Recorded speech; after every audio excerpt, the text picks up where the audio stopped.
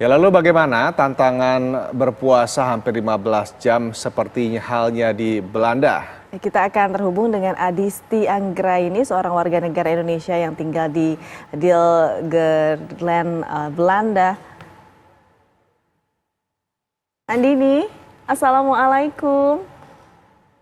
Waalaikumsalam. Ini di Waalaikumsalam Mas Rendra, Mbak Yomi. baik di Belanda puasa sekitar 14 jam. Sudah berbuka, Andini? Sudah, Alhamdulillah. Baik, Adisti. Bagaimana sih puasa di negara dengan durasi waktu yang cukup panjang seperti itu, Adisti? Gimana ya Mbak?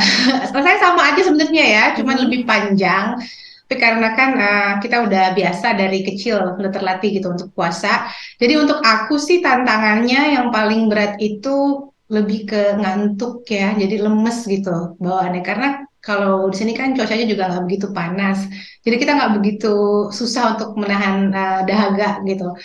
Jadi aku nggak terlalu apa ya, nggak terlalu kehausan atau kelaparan, tapi memang nggak tantangannya karena aku juga kerja kan ya, jadi lemes gitu. Jadi kalau malam itu habis buka puasa, habis makan tuh udah langsung ngantuk jadinya.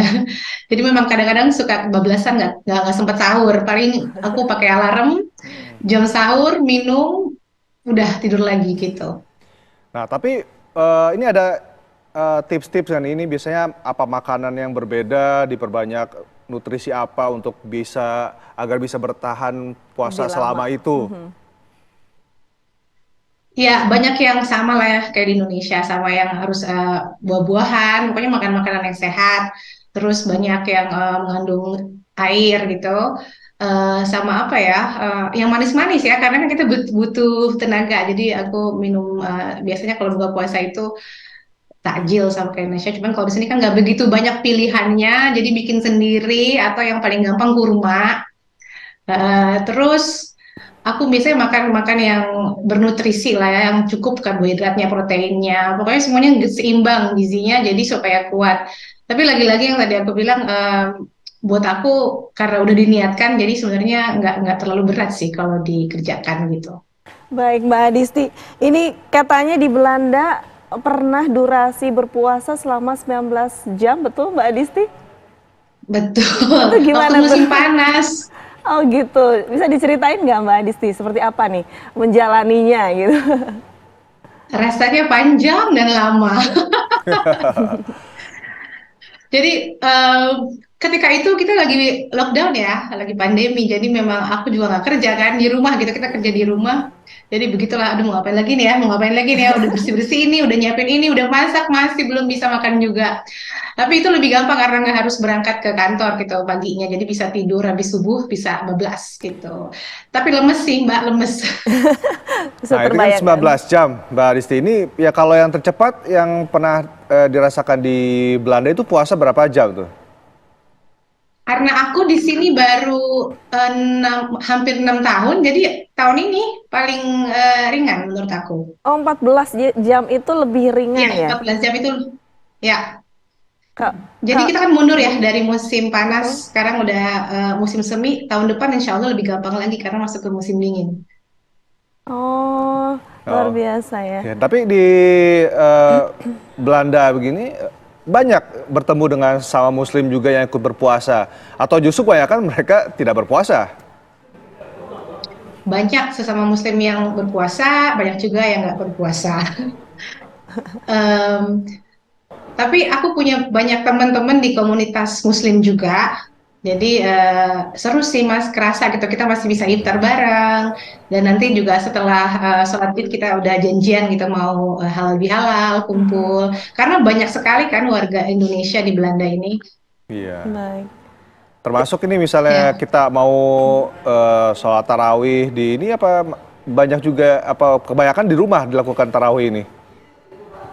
Nah, kalau tarawih itu kalau di masjid-masjid yang komunitasnya Belanda seperti komunitas Hmm. pelajar di Den Haag atau di Amsterdam, di kota besar itu banyak mengadakan tarawih eh, orang Indonesia gitu ya, Mas. Kalau di sini di desa saya nggak ada masjid. Jadi kalau mau ke desa sebelah itu sekitar mungkin 7-10 kilometer lah bisa. Dan itu masjidnya Maroko atau masjid Turki gitu. Jadi kayaknya kita pengennya kan kalau ke masjid itu dengerin ceramahnya ngerti gitu ya. Jadi aku kurang, kita jarang ke masjid sih, paling di rumah aja sholatnya. Baik, toleransi warga Belanda sendiri dengan Adisti, mungkin warga Muslim yang berpuasa di sana seperti apa? Karena sedikit sekali Muslim di Belanda, dan lagi-lagi ya karena kalau di desa ini kayaknya mungkin bisa dihitung jari orang Muslimnya ya. Mereka nggak terlalu ngerti apa yang terjadi gitu. Jadi nggak terlalu ada exposure-nya. Tapi kalau di kota-kota besar, karena kan saya kerja di Amsterdam, di kantor itu mereka udah aware, udah ngerti. Karena memang international company, jadi tahu gitu Ramadan, dan mereka pasti bilang, aduh sorry ya, saya mau minum di depan kamu. Tapi kita kan selalu menjelaskan ya, oh nggak apa-apa, udah biasa gitu. Bahkan kalau istirahat makan siang, di kantor kan memang ada lunch gitu, lunch bareng, saya duduk sama teman-teman, tapi saya nggak makan minum gitu. Mereka kadang-kadang tanya sih, kenapa nggak makan? Oh enggak. Sampai saya tanya lagi, mau minum kopi nggak? Enggak. Kalau udah 3 kali baru saya bilang, maaf saya lagi puasa.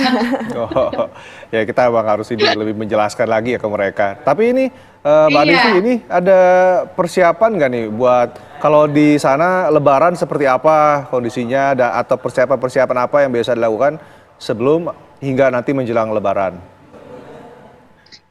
Kalau persiapan saya sendiri dengan keluarga, pastinya sama kayak Indonesia ya, baju Lebaran.